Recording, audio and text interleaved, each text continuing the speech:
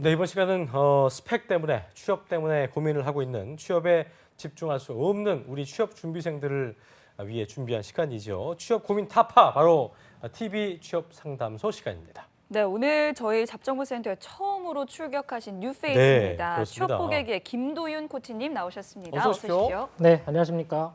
네. 반갑습니다. 자기소개 좀 해주시죠.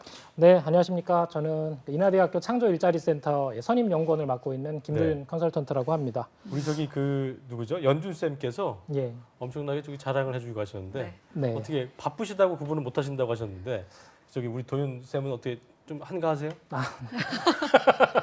네, 뭐 같이 선임 연구원이신데 어떻게 한가하신 겁니까? 네, 괜찮습니까? 워낙 잘해주시니까 제가 그래요? 상대적으로 조금 더 편안해진 것 같습니다. 알겠습니다. 네. 예. 자, 오늘 한번 기대를 해보겠고요. 그렇습니다. 그리고 또 저희 TV 취업 상담소에 또 나와주신 분이 계시죠. 강민재 캐스터도 함께합니다. 어서 오십시오. 안녕하세요. 네, 오늘도 부탁드리고요. 네. 자, 오늘 사연 자, 들어가기 전에요. 강민재 캐스터가 어떻게 신청하면 되는지 소개해 주세요. 네, 잡정보센터 TV 취업상담소에서는요, 사연을 받고 있습니다. 취준생 여러분과 취준생을 자녀로 두신 부모님 그리고 가족분들의 사연까지 고민까지 함께 해결해 드리는데요. 전화는 서울 02-397-7984로 문의 주시면 되고요. 메일은 giusepepi@yna.co.kr로 고민사연 보내주시면 됩니다. 유명 취업 컨설턴트 분들과 함께 언제나 가족처럼 고민 나누고 해결 방법도 제시해 드리니까요. 고민 있으신 분들은 언제든지 주저 마시고 전화 주시면 되겠습니다. 네. 네, 자 TV 취업 상담소 일에 항상 그 학생들이나 취업에 힘들어하는 우리 취업 준비생분들이 사연을 줬었는데요. 오늘 네. 상당히 이례적입니다. 부모님 사연 들어왔다고 그래요, 그렇죠, 선생님? 네, 맞습니다. 네, 정말 저희 입장에서 참 영광이고 또 새로운 시작을 열어주시는 이런 역사적인 순간에 등장을 그렇습니다. 해주셨는데, 네, 일단 상담 원하시는 부모님 전화 연결돼 있다고 합니다. 안녕하세요, 어머님. 안녕하십니까, 안녕하세요. 네, 네. 안녕하세요. 어머님. 네, 안녕하세요. 네, 새해 복 많이 받으시고요.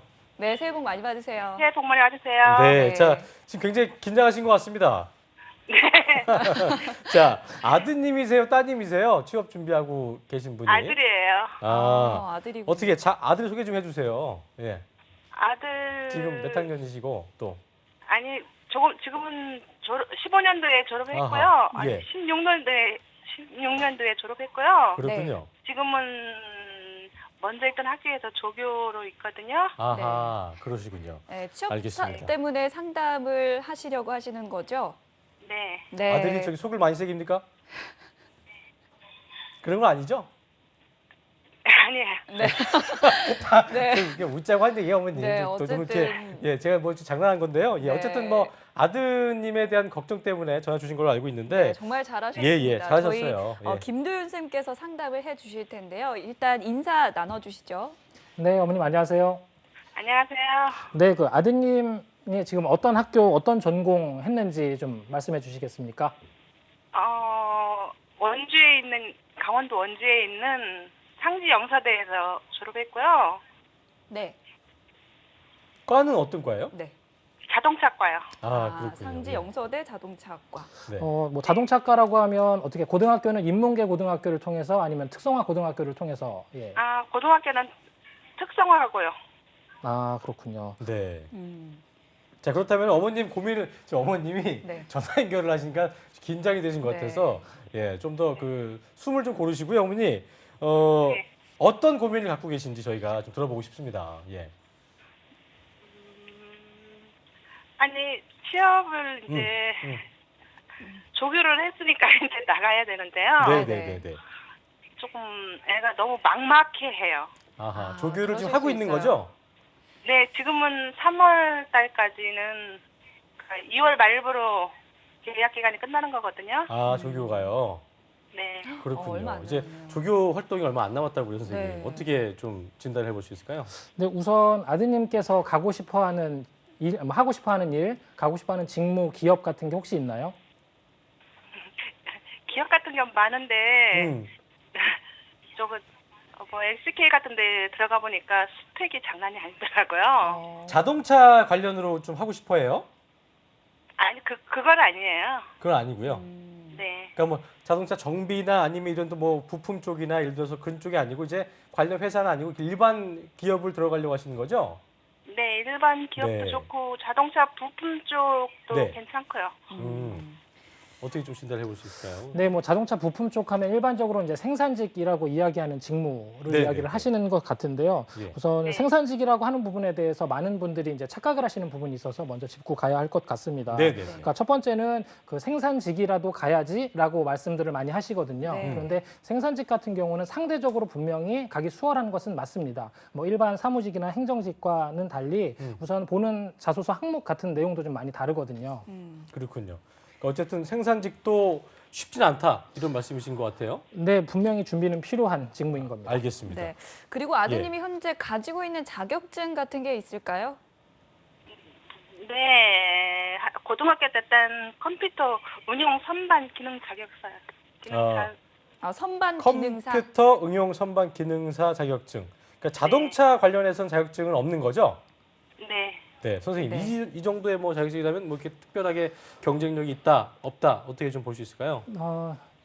우선 그 고등학교 다닐 때 취득한 자격증은 고등학교 네. 생활을 성실히 했다라는 것을 반영하는 것으로 보셔도 무방할 것 같고요. 네. 상대적으로 자동차과를 전공했음에도 불구하고 자동차 관련 자격증이 없다라는 건 그만큼 본인의 큰 리스크인 것입니다. 알겠습니다.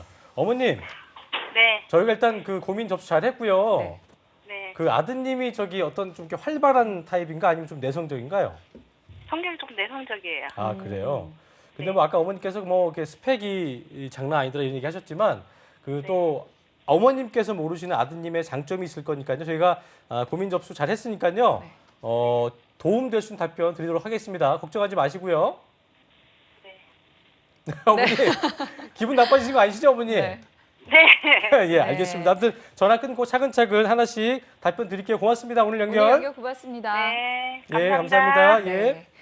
자, 어머님 예, 어머니가 고민 일단, 사연을 예, 심쿵하셔서 그런 것 보니까 이제 같아요. 그 긴장을 많이 하시면 이게 좀 말이 호흡이 곤란해지는데 약간 그래서 하시고 싶은 말씀이 많으셨던 것 같은데 불구하고 많이 못하신 것 같긴 해요. 보니까. 네, 예. 그리고 제가 알기로는 사전에 네. 이렇게 고민 사연을 좀 받아봤다고 들었는데 그렇죠. 예. 그 고민을 한번 정리를 좀 해보겠습니다. 네네. 일단 생산직 공채에 대한 질문이었고요. 자소서를 다른 직무들처럼 그렇게 길게 어렵게 써야 하는지, 예. 또 2년제 졸업자는 취업이 어려운지, 그리고 두 번째는 자격증 필요한 게 뭐가 있을지, 예. 그다음에 세 번째는 마지막으로 파트타임이라도 취업을 해야 하는지 이렇게 좀 사전에 미리 또 고민을 사연을 올려주셨는데 이 부분에 대해서 좀 하나하나 짚고 넘어가겠습니다. 그렇습니다. 어떻습니까? 예.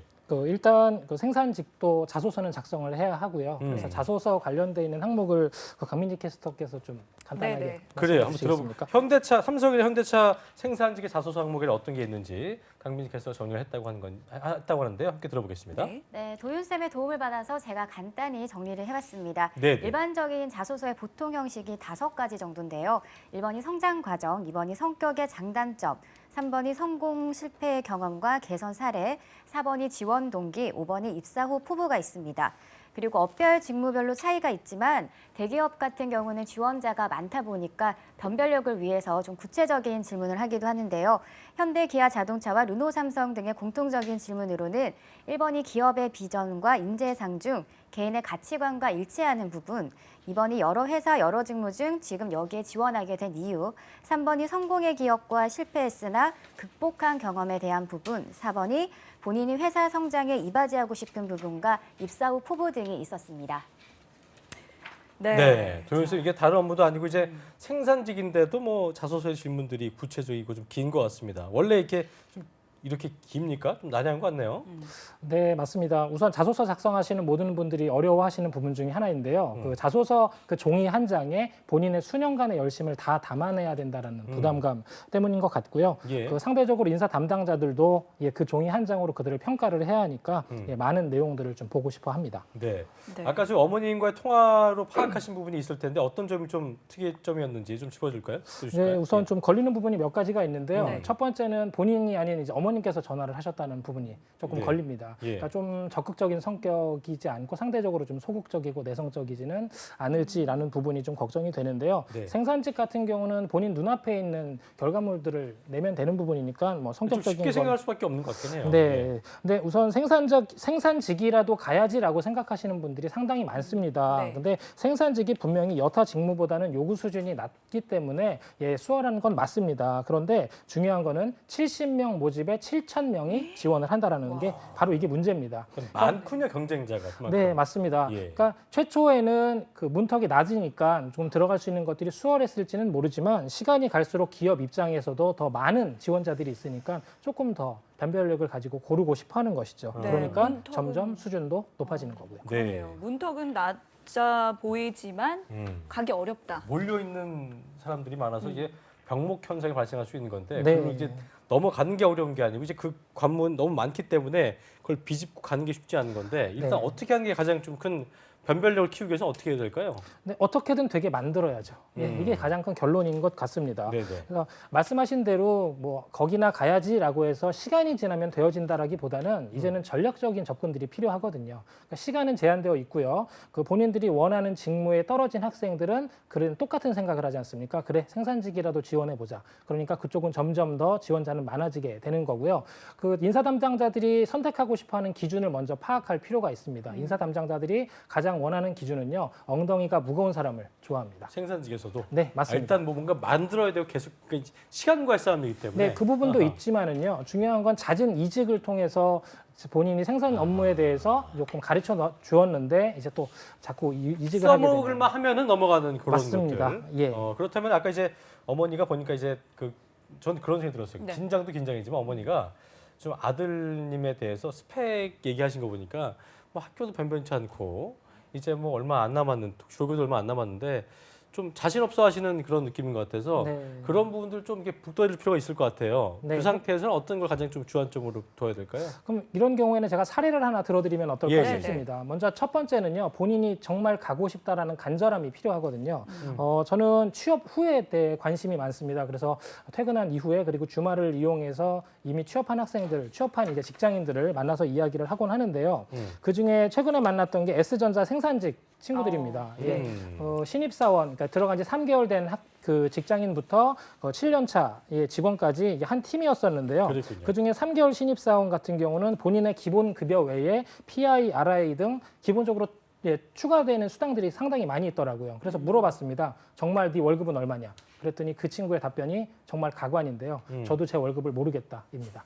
그 얘기 뭐예요? 예, 그러니까 본인이 생각하는 것보다 월급이 계속적으로 보너스가 많이 들어오니까 본인은 점점 더 기분이 좋아지고 더 하고 싶은 의지가 붙거든요. 그러니까 사람들이 공무원을 많이 지원하는 이유가 안정성과 그리고 지속적인 성장 뭐 이런 것들이지 않습니까? 그러니까 생산직 또한 아무거나가 아니라 계속 성장할 수 있는 안정성을 추구할 수 있는 직무라는 걸 좀 알고 기분 좋게 적극적으로 지원해 보시면 좋을 것 같습니다. 네. 그러니까 좀 내성적이라고 하셔서 좀 적극성이 좀 필요해 보이고요. 네. 네.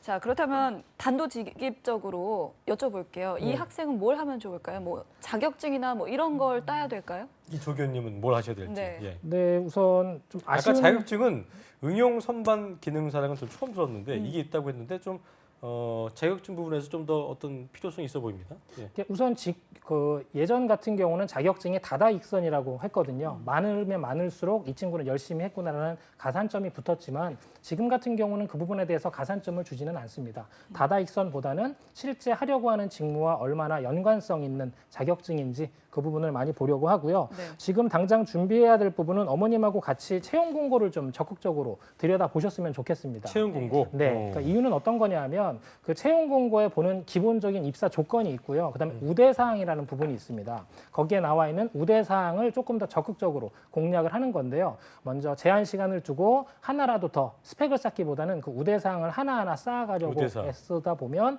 확률은 확실히 높아질 것 그래요. 같습니다. 어머님 지금 보고 계실 텐데 채용 공고랑 입사 시 우대사항 좀 꼼꼼히 확인하라고 하셨고요. 네. 그리고, 또 이 들어보니까 2월 말에 이제 조교 계약이 끝나고요. 그래요. 그리고 졸업한 지도 1년이 지났으니까 마음적으로는 정말 불안하고 이런 게 아까도 클 것 약간 같은데. 초조한 느낌이 좀 있으셨고. 네. 예. 이런 마음적인 부분에서는 좀 조언을 좀 해주신다면 어떤 이야기가 있을까요? 자칫하다 걱정하다 엄마와 아들 사이가 안 좋아질 수도 있거든요. 아, 네.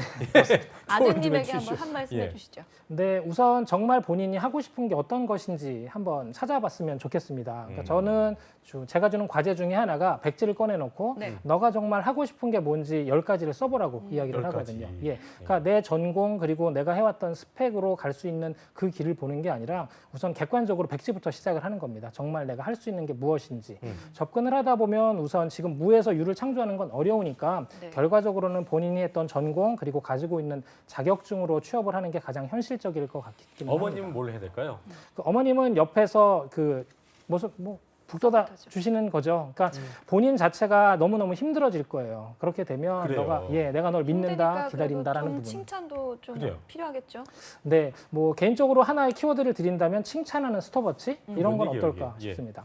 먼저 스톱워치라고 하는 것은 지속적으로 올해에도 이제 졸업생들이 쏟아져 나오지 않습니까? 네. 그리고 또 코스모스로 또 졸업생들이 계속 나올 텐데 그 많은 경쟁력들을 뚫기 위해선 시간이 가면 갈수록 본인은 불리해지는 겁니다. 네. 그리고 불리한 요건 중에 하나가 인사 담당자들이 대학원 진학자 그리고 동대학교에 조교를 한 사람들을 그렇게 좋게 보지 않는다는 부분입니다. 그러니까 취업을 직접적으로 도전하지 않고 도피했다라고 보는 부분이 좀 있기 때문이라서 네. 아드님도 죄송합니다만 솔직히 좀 어려운 부분이 있거든요. 하지만 어머님께서 말씀하신 대로 우대사항을 하나하나 찾아주셔서 그래요. 이건 어떠니 이건 어떠니라고 해서 제시를 좀 해주신다면 네. 함께 가주시는 게 가장 큰 도움이 될 것 네, 같습니다. 어머니 시간이 끝이 아니에요. 그러니까 어머니께서 옆에서 용기를 북돋아 주시면서 잘할 수 있다 자신감을 심어주는 게 제일 먼저인 것 같습니다. 네, 함께 자, 오늘- 가주시는 게 제일 맞아요. 좋을 것 예. 같아요. 오늘 사연 주신 어머님도 또 방송 보시는 취업준비생 이 조교분도 부모님들도 함께 이 부분을 고민해 보시면 좋을 것 같다는 생각이 듭니다. 자, 네, 좋은 오늘- 말씀 감사드립니다. 네, 예. 감사드립니다. 그리고 예. 오늘 김도윤 코치님과 그리고 강민지 캐스터와 함께했습니다. 두 고맙습니다. 분 고맙습니다. 한국직업방송